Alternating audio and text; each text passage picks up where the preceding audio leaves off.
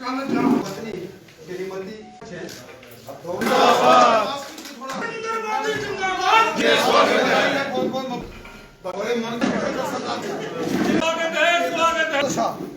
अच्छा भाई।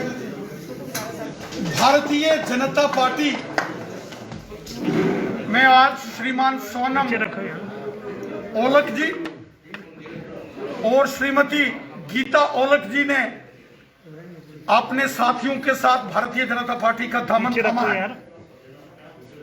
जिस तरीके से पूरे देश के अंदर नरेंद्र मोदी साहब की सरकार ने जो विकास कार्य, जो डेवलपमेंट काम किए हैं, उसका बोलबाला आज पूरे हिंदुस्तान के अंदर है। आज देश के करोड़ों करोड़ों लोग भारतीय जनता पार्टी और देश के झंडे को बुलंद कर रहे हैं। भारतीय जनता पार्टी इस देश की पार्टी है, भारत माता की पार्टी है, करोड़ों करोड़ हिंदुस्तानियों की पार्टी है, देशभक्तों की पार्टी है और तिरंगे झंडे की पार्टी है। इसलिए भारतीय जनता पार्टी में देश भगत, वतन परस्त, जिनके दिल में तिरंगा झंडा बसता है, ऐसे करोड़ों लोग ज्वाइन कर रहे हैं।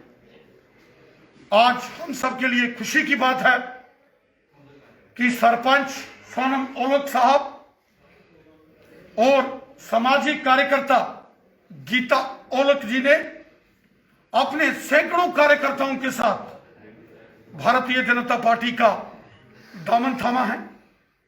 इन्होंने हमेशा देश और समाज के प्रति निष्ठा से काम किया है और हमें इस बात की खुशी है कि समाज के प्रतिष्ठित लोग, समाज के इन्फ्लुएंशियल लोग, जिनके अंदर देशभक्ति का जज्बा है, वो सब भारतीय जनता पार्टी में हैं और पूरे देश में भारतीय जनता पार्टी का झंडा और भारत माता का झंडा बुलंद कर रहे हैं।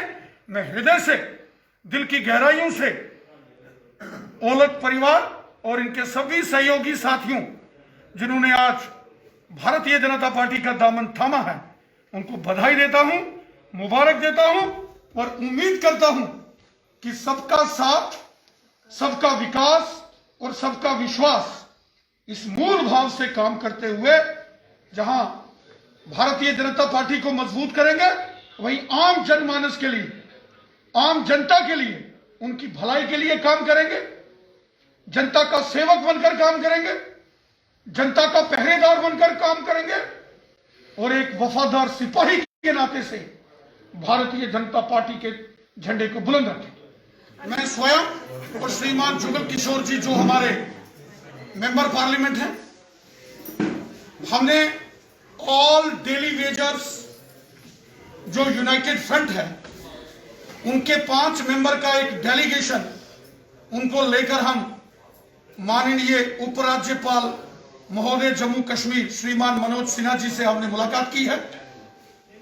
एक लंबी बातचीत जो लगभग 1 घंटे से ऊपर चली है।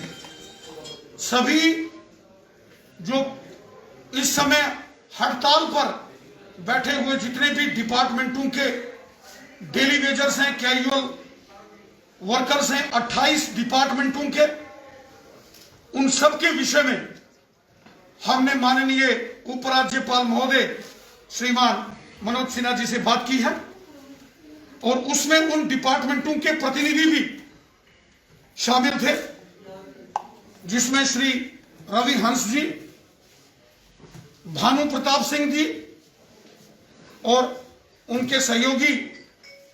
वो आज एलजी साहब से उन्होंने सारा वहां चर्चा की है। एलजी साहब ने उनको आश्वासन दिया है, विश्वास दिलाया है कि उनके कंसर्न्स, उनकी परेशानियों का समाधान किया जाएगा। ये जो परेशानियां हैं, ये कांग्रेस, एनसी और पीडीपी की खड़ी की हुई। नेशनल कॉन्फ्रेंस और कांग्रेस के लोगों ने इस जनता के साथ भी हमेशा गद्दारी की है, जनता को धोखा दिया। जो हमारे डेली वेजर वर्कर्स इस समय आंदोलन कर रहे हैं, इनको 250 और 500 रुपया महीने के ऊपर कांग्रेसियों ने और इन नेशनल कॉन्फ्रेंस के इन दलालों ने इनके साथ धोखा किया। भारतीय जनता पार्टी जब गठबंधन सरकार में आई, पीएचई डिपार्टमेंट जब बीजेपी के खाते में आया, हमारे उस वक्त के ऑनरेबल मिनिस्टर श्याम चौधरी साहब और सुखनंदन चौधरी साहब, उन्होंने इस प्रक्रिया को आगे बढ़ाया।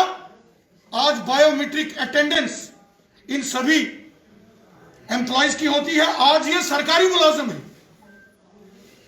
और आज 6750 रुपया एक मानधन उनको ऑनरेरियम दिया जाता है। हमने माननीय उपराज्यपाल महोदय जी से निवेदन किया है कि सभी डेली वेजर्स जो इस समय 28 डिपार्टमेंटों के अंदर काम कर रहे हैं, इस समय हड़ताल पर हैं, एजिटेशन पर हैं, उनके लिए रेगुलराइजेशन पॉलिसी बनाई जाए।